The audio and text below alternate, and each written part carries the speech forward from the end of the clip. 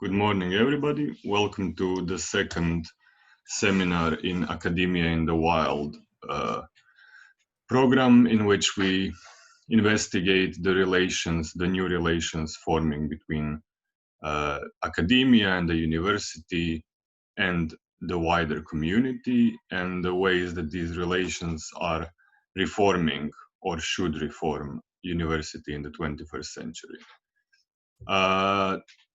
Today's talk will be delivered.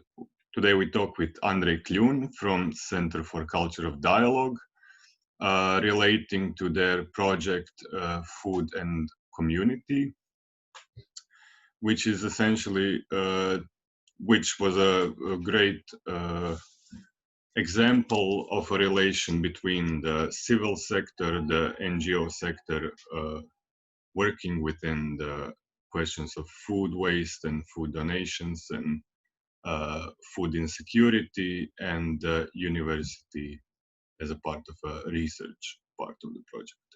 So I wouldn't take any more of our time, and I would leave the floor to Andrej. Okay, thank you, Marco. So, as Marco said, I was working in the NGO called the Center for the Culture of Dialogue, and it had two main programs. One was called My Place Under the Sun, and it was dealing with children poverty, and the other one was focused on building a food donation system. So I was working on the other one. It was called Food Network, the program. And we were trying to build the food donation system nationwide in Croatia. And as a part of our efforts, we were leading this project called Food and Community. It was a project focused on building a collaboration and kind of network between NGOs and the university. And it was based on the principle of community-based learning. So I will talk about that after, but first I'm going to give you a little bit of the context. So what we're trying to do in the program and what was the main activities and things that we managed to do while building the food donation system. So can I share the screen? Okay. So just You should be able to do it, yes. Okay. Okay. Can you see the presentation? Yes. So this was the name and the logo of our program, but it was also a platform of different NGOs from Croatia, mostly involved in food donation and food distributing. It was a platform of around, I think, 12 NGOs. So our main problem was that, this is in Croatian, but I will translate it for you. So the main problem was the amount of food that's being wasted and thrown away in 1 year in Croatia, and it was around, according to our data, it was around of 400,000 tons. And it's a big issue. It's an environmental issue, but it's also an issue when you look at it from a perspective of poverty and food insecurity. Why is that? Because at the same time, around 20% of Croatian population is in poverty risk. What does it mean? It means they earn around 311 euros per month. That is for a single person household, or 650 euros per month for a 4-person household, 2 adults plus 2 children. So 20% of Croatian population, according to the 2018 data, lives below this line, this income line. There's also other metrics, but this is maybe the one that is most commonly used. So you can imagine that they have everyday issues, even in providing healthy and nutritious food. And most vulnerable groups are women in the age group of plus 65 and men in the same age group. So every third woman, almost every third woman in this age group is living below these poverty lines. And also every fourth man. And also, this is a problem that is being recognized on global level. So we have this, you're probably familiar with the United Nations Sustainable Development Goals.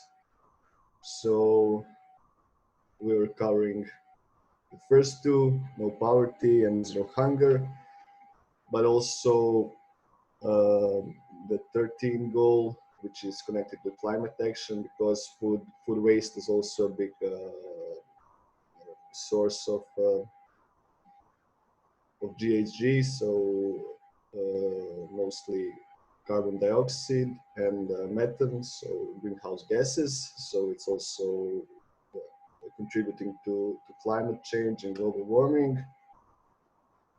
So we're trying to tackle these two development goals. So reduce hunger and reduce burden on the climate and environment of food waste.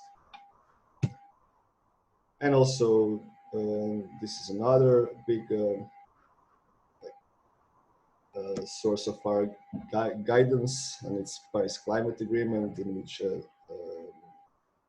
think almost every nation in the world agreed to stop the global warming. Unfortunately, the United Nations didn't manage to keep the United States in the agreement, but almost every other country in the world is still trying to reach the consensus from this Paris Agreement. So it's also about stopping the global warming. And okay, so this is a list of our partners in the food network. And so you can see it's from different cities in Croatia. So we were covering geographically the whole state, from the eastern part, the city of Vukovar, to the western part, the city of Pula. So that we're trying to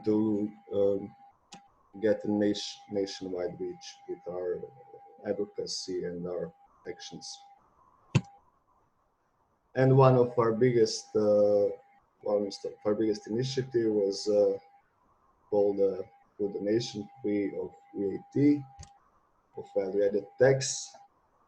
So we were talking a lot with food donators, it's the biggest food retailer companies in the state, and they were all pointing to this problem. They said, okay, we need to pay VAT on our food donations, so that's why we don't donate, because it's expensive to donate. It's cheaper to waste the food, or to throw it away, or to discard it in some other way. And so that's why we started with this initiative, and it was really successful. And in 2015, we managed to abolish the VAT payment on food donations, and also to add some other tax relief to companies that donate food, and to develop policy guidelines for food donations, so hygiene standards, and also administrative guidelines, etc. So it was a really successful advocacy campaign, but it wasn't enough. The total value of food donations started to rise, but not as much as we expected it to rise. And so the VAT was abolished in 2015, but the amount of food donation was rising in from 2016 to 2017. Then it fell a little bit again. Then in 2019, it risen again, but we expected a lot more. We expected it to double in this time period, but it didn't happen. So we started to investigate why is that? What are the other problems that we could focus on? And in order to investigate it, the problems of the system, we decided to start a project that would connect us with the academia, with different faculties, and that it was our plan to get these faculties and students to help us research and discover what are the other problems of the food donation system and how to get bigger numbers in total value of food donations. One other thing that we do, it was not connected to the food and community project, but it was something which we tried to do with the European Parliament, and it was the award called Naj Donator, or the award for the best donator in the country. The company that donated most of the food in the previous year. So we had two categories. One was the food retailer category, and another one was food producers category.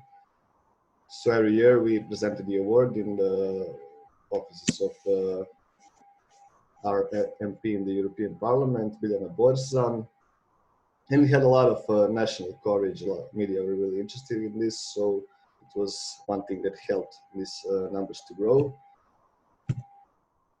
Oh, so you can see the photos from the award.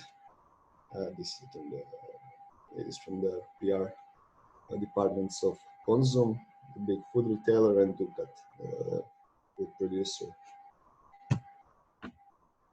And in parallel, we developed with the Ministry of Agriculture this application for food donations. It was an IT-based solution that was supposed to connect the donators and food distributors, mostly social self-services. It's a real-time app. It should have had a database with all the donators, distributors, and the donations, and the global information tracking system that could track donations, and a central admin that could source all the and aggregate all the data. So this model was developed in one workshop with another NGO from Rijeka, and a team of designers and philosophers and cultural, I think, artists and cultural workers. So they developed this blueprint, and we tried to advocate for it at the Ministry of Agriculture, but they did develop. We did start with a pilot program. The app was didn't really have all these features, but it was a little bit different. The ministry had their own ideas, but we kind of reached the middle ground, and the ministry developed the app and gave it to the Center for the Culture of Dialogue to administrate it, to test it in the pilot phase. So it happened simultaneously with this food and community project with the universities. And so now I'll talk a little bit about the project itself. So it was funded by the European Social Fund, the Efficient Human Resources Trend, and we were collaborating with 3 faculties. It was Faculty of Social Sciences, Faculty of Economics, and the third one was Faculty of Hotel Management, Hotel and Touristic Management, I think that's what it's called. And we had 14 subjects involved. So the principle was that we approached the professors from certain subjects, for example, environmental economics, or social justice, logistics systems, I don't know, tax system in Croatia, economics of the European Union, so different subjects, and we approach to professors and asked them if they are interested in collaborating with us. So if they said yes, then we would come to their class at the beginning of the academic year, held a presentation lecture, and asked the students, the student groups, if they are interested in joining the project. We would leave our contact, and then the students would, according to their interest, they would contact us, and we would start to collaborate. It was on a voluntary basis, so I think that was really important. We told the professors, okay, we are going to offer it to your students, but the students can say yes or no, and it would have no effect on their grade in the subject. So they could either be a part of the project or attend the subject in a traditional way. So I think that's why the professors said, most of them that we approached said that they are interested in collaborating with us. And our primary target was actually 10 subjects, and I think the target was also 72 students. But the professors and the faculty showed a lot more interest in the projects, so we had to actually stop at these numbers of 14 subjects and 80 plus students, because we were at a certain point afraid that we would overwhelm our capacities to kind of do it in a way that we intended at the beginning. So as I said before, it was based on the community-based learning principle. And what is that? Is a way of learning that is trying to combine the traditional academic way of learning. So getting into the theory of a certain field, but also combining it with reaching outside of the academia into the local community and trying to somehow see what are the communal problems and how do these problems connect to the things students learn in their classes, or to theoretical knowledge, and then do the research and trying to implement some of the theoretical knowledge and solution that they learn about in the class with the real community problems they found in their field engagement. And how did we do that?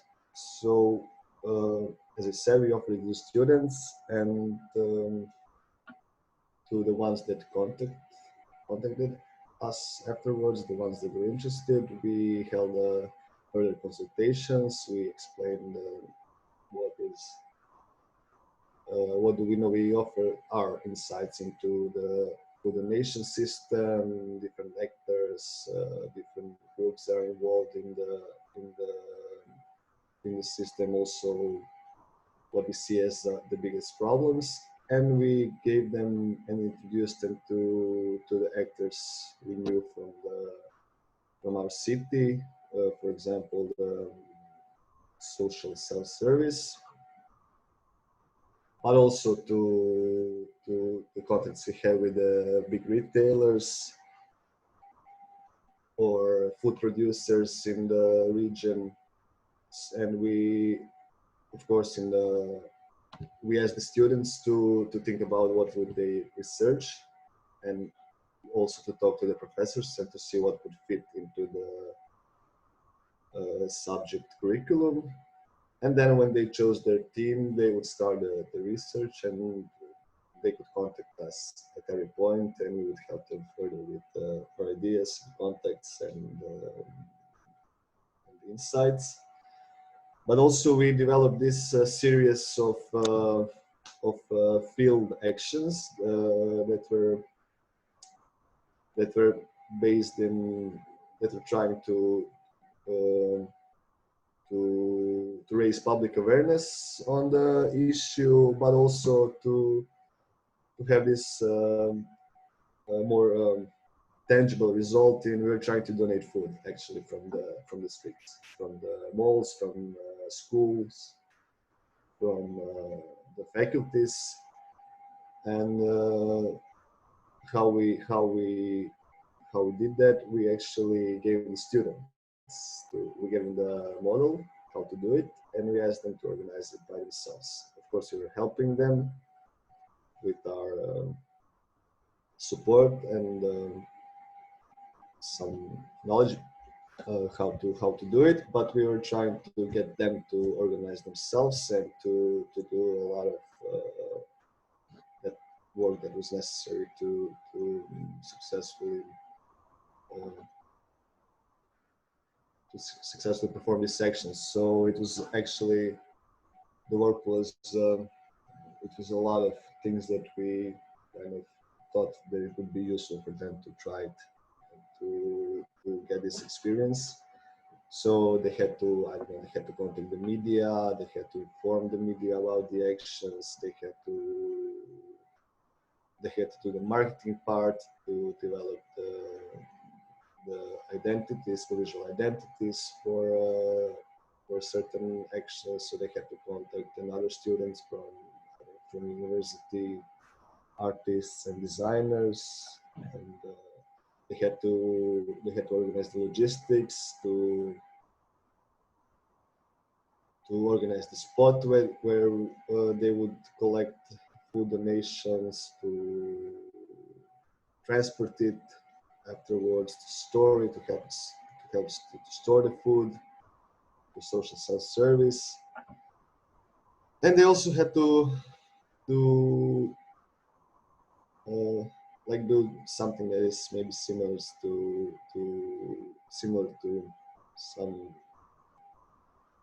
sales activities. They have to contact people on the streets or in the mall to explain them what's going on, what is this all about, to develop this relation of trust in a really short time span, and to collect a certain amount of food.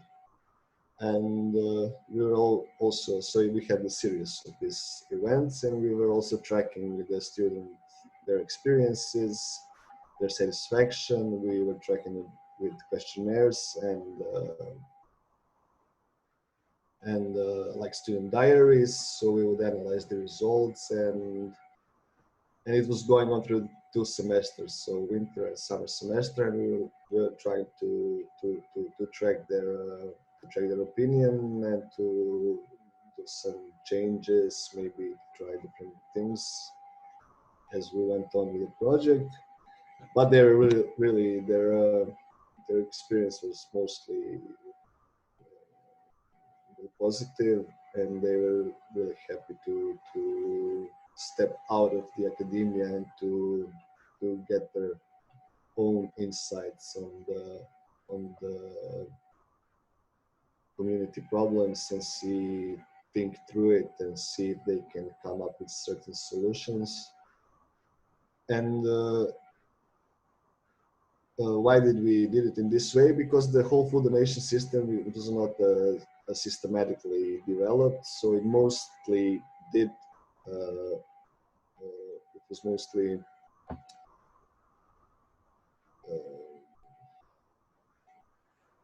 it did somehow. This is the way it worked. So it was people donating food, and this is their main source of food donations and the main source of the help they could offer to people in poverty and food insecurity. This is how it worked, and this is why we try to come up with some systemic solutions to involve big food retailers and not just citizen helping, because we thought that we could improve it a lot with these systemic solutions. So we wanted the students to also to get their own insights and to see what does it look like right now. And yeah, and after they got this experience, they went through this whole process of learning and organizing and helping and getting to know, building relations with different actors, with volunteers that were doing this kind of work in their own time. And so after they did all of this, they would create their final research and present it to the professors in the class, but also to us in the NGO. And we had also um,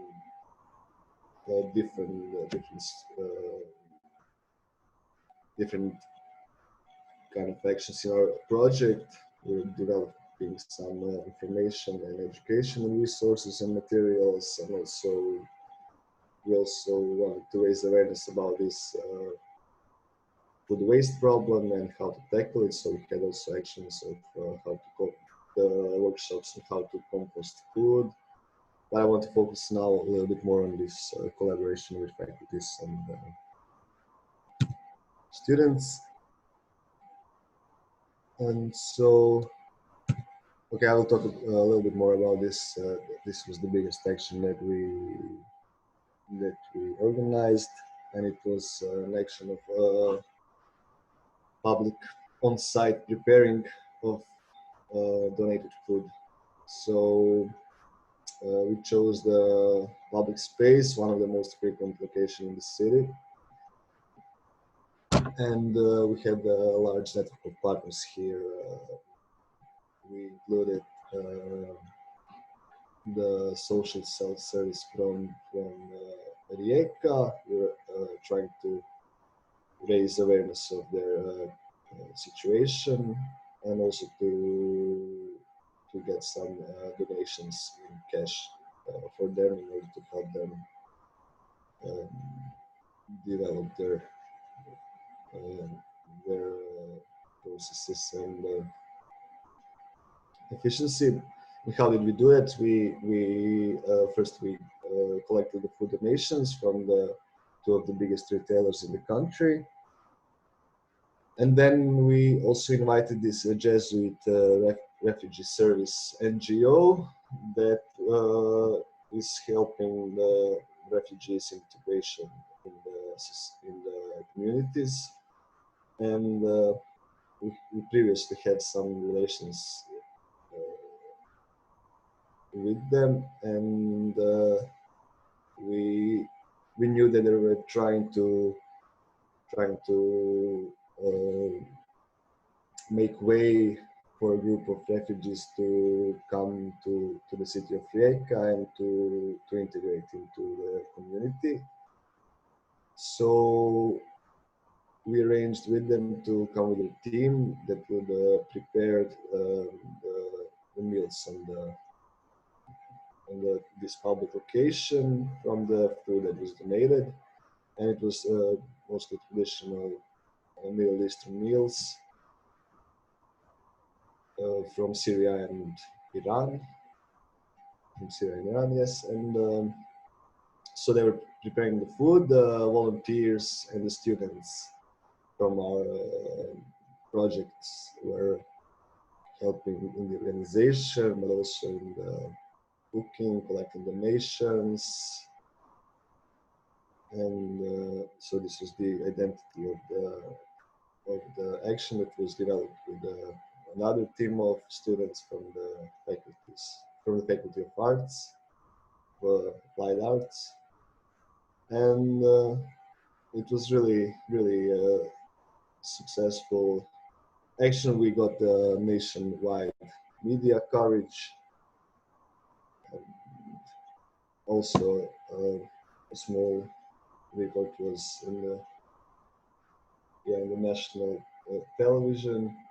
So it was all organized and managed by the students, and they got this insight into how to do some a little bit more complex action and to raise awareness and to get the nationwide coverage. So happy to. They were happy to get this experience and to be a part of this project. That they really loved the work that they did and the opportunity to test what they have learned so far in their education. And except this, we organized two study visits. One was to Brussels and another one was to Dublin. And this one to Brussels was mostly to get to go to the European institutions, to the Parliament and Commission, and to talk with people that are in charge of developing this European-wide policy guidelines, and that we're trying to also tackle this problem on a European level. So we also wanted the students not to see how the nationwide system works, but also to see how it works on the European level, and to ask the questions that they had and get the answers from people that were in charge of this in the European Union. And so, yeah, I think that's mostly what I would like to present for now. We also had two big conferences. The one was, of course, at the start of the project, the kickoff conference, and another one was at the end of the project, where we presented our results and invite speakers that were trying to somehow tell what is next for us to do. So yeah, we'll stop there and ask if you. Okay, so this is also on the website with information about how to donate food, about who are the actors of the food donation system. So yeah, we'll stop there, and if you have any other questions, you can contact us on this email address, and also right now from the audience, if anybody wants to ask something, please do. I'll try my best to answer it. Thank you very much for the talk and for the great project and your work.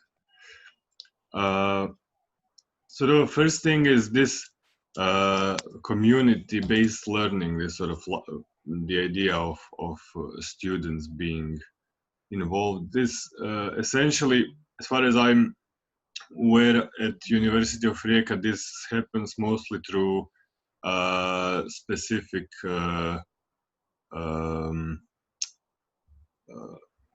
like it can happen through volunteering, but also as part of coursework.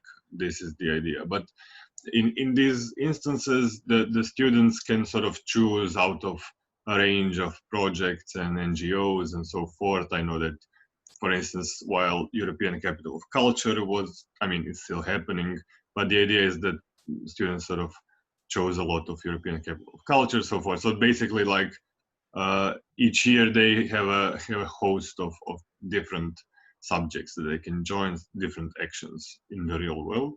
But I was wondering whether you think this, since this project in particular has this sort of a strong, from one side, this sort of strong social and even ecological aspects to it. So, but even when we just keep to the social part, it's sort of a part of a very sort of like a basic social service in this idea of there being a food network or a food bank somewhere where this sort of food security service at one point, and on the other it involves like a whole host of different skills that are necessary for actually setting something like that up. I mean, from as you were talking, from logistics to sort of communications to just sort of serving food to sort of, you know, delivering food and so forth. So in this sense, do you think that maybe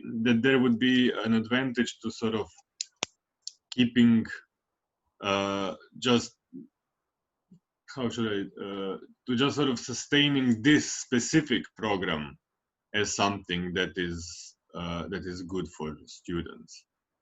You know, would sort of this idea of students sort of continuously being part of a specific sort of social service program which involves a bunch of skills, do you think that this would have a sort of a good effect on the whole sort of university situation and student, both life but also sort of very basic sort of education practice and things like that?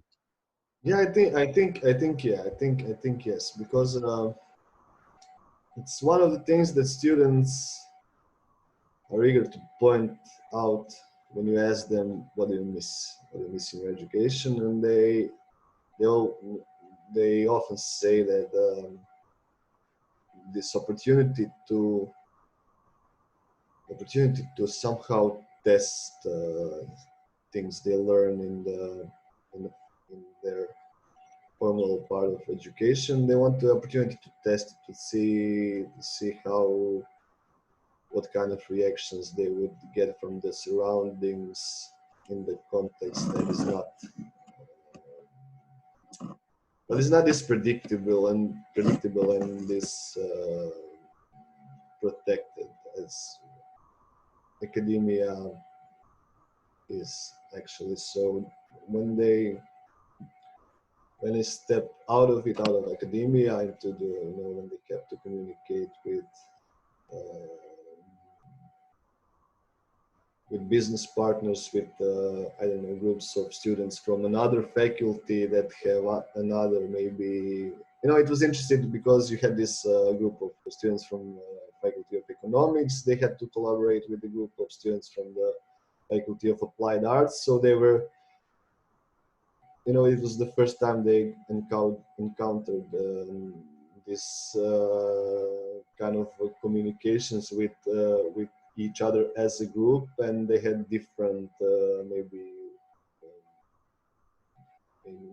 worldviews and different opinions on certain topics. So it was kind of um, it was a new experience for them, and they were trying to collaborate to build something in a time frame that was set. And you know, if they didn't do it, they couldn't just, you know, say, okay, I'm going to do it on in the autumn. I'm not going to do it now. I'm going to postpone my tests in this subject for autumn. They had to do it. They had to do it in, you know, in the 2 weeks. Otherwise, the action wouldn't be so successful. They would have nothing to present on social networks. And they would, you know, they would miss these other opportunities to, you know, to push this project to the end. So they were. It was new. It was actually a new experience for a lot of them, and they were. You could tell, and they asked a lot for help, and they reached out to us in the NGO a lot, and we were also happy to help them and to, you know, to make this experience as smooth as possible. But it was also a new situation for them, and you could see they had they gained some important insights, and they were happy to test some skills, and but also to somehow see, maybe, you know, if they're more happy to do the marketing work or the logistics work on, you know, to talk to people on the streets, to maybe pitch some ideas in the real situation, or to maybe to develop a strategy. So they could test also a lot of different things, and maybe to also discover that they like this more than that, and it could also help them to in their further decisions related to their studies. So I think, yeah, it's a good thing to have this somewhere in your education path.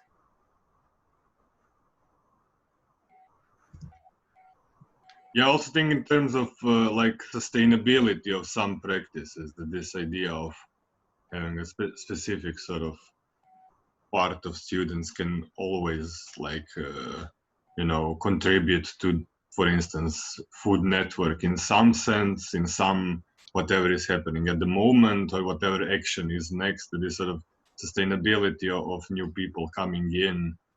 It even works for the sort of communication of the network itself, because you have this sort of influx of young people constantly. So I think that it's really interesting. But also in with regards to this, what are the sort of next steps in the after the project?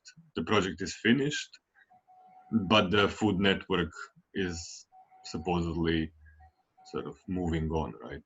So what are the next steps, and is there a specific aspect of university or the academia or students only that you think would sort of fit within this sort of future of food network? So actually, we had a lot. We had this. This was one of the main problems we faced when the project finished, and it was a question of sustainability. So it was, well, you can say it was quite a young program, started in 2014, and the project ended in 2019. So uh, we had a problem with financing the people and the programs. So unfortunately, this tight relations we developed in this year and a half were stopped abruptly. The only thing that went on, I think, is the students volunteering for these different NGOs that were part of the network. Even from the city, when they volunteered for the Center for the Culture of Dialogue, but also for the Social South Service and maybe even some more. I don't know because I don't have the answers, but I know the students continue to do this socially valuable work and to volunteer. And yeah, I think that also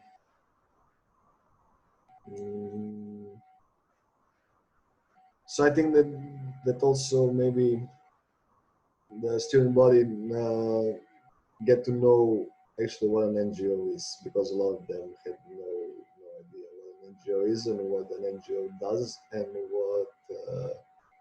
what opportunities it offers to students and to a young person in their age group. So I think this knowledge is something that stick to the student body and to their circle of friends and people they communicate with. So I think that it helped. It helped also the NGO sector in the city to attract more and more volunteers and even future partners, connections with those people. But regarding the concrete program and our team of people, we're actually encountering these financial difficulties after the end of the program. So we somehow downscale the whole thing. But some things went on. This IT solution that I talked about is something that is still going on, and also now we're trying to somehow kickstart the whole process again and to see if we can develop this whole thing further more.